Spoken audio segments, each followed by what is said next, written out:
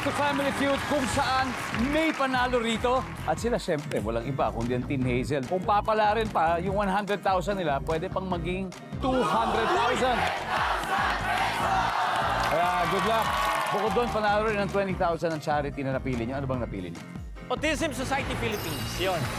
So habang nasa waiting area si Gladys, it's time for Fast Money. Good luck. 20 seconds on the clock, please. Kapag umaalis ng bahay, hindi pwedeng iwan ng mga babae ang kanilang blank. Cellphone. Public transport na walang aircon. Jeep. Sa Pilipinas, kailang ipinagbabawal ang pag-inom. Sa gabi. Ha? Okay lang manghiram ng anong gamit ang magkaibigang lalaki. T-shirt. Sa action movies, ilang karaniwang bodyguard ni Mayor? Dalawa. Let's go, Apex! Yun.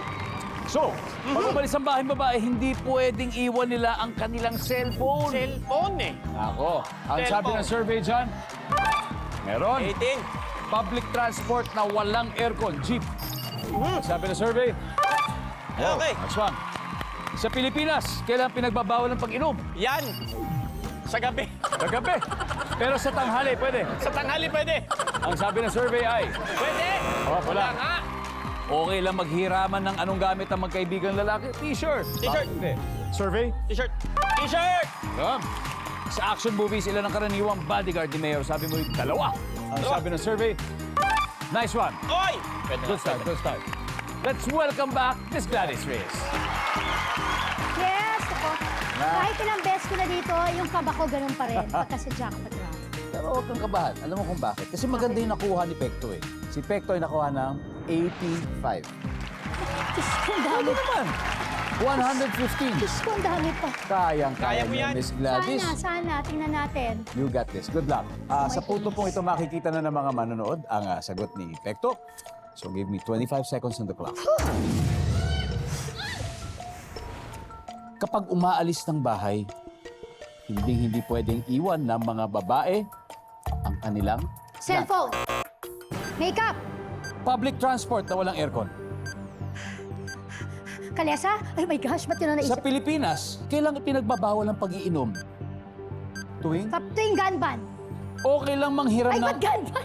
Okay lang na maghiraman ng anong Ba yan? gamit ang magkaibigan lalaki. Ano ba? Pang ahit? Sa action... Miss Gladys, ready ka na? Diyos ko, wala na akong magagawa kahit hindi. Tara.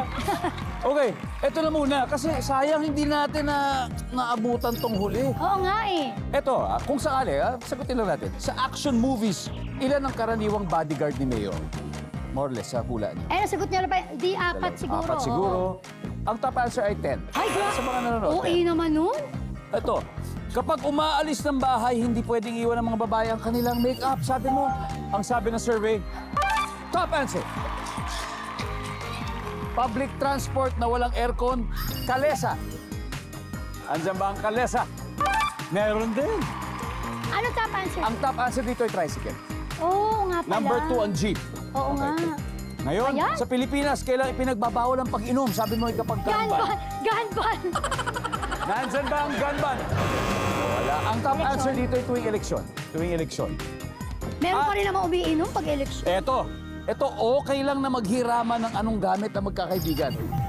Sabi mo pang-ahit. Nandyan ba ang pang-ahit? Oh, may 2 Ang points. top answer ay damit, nasagot niya. But anyway, Miss Gladys, congratulations. Nanalo pa rin naman kayo ng 100,000 pesos. Oh, Team thank Hazel. you. Let's welcome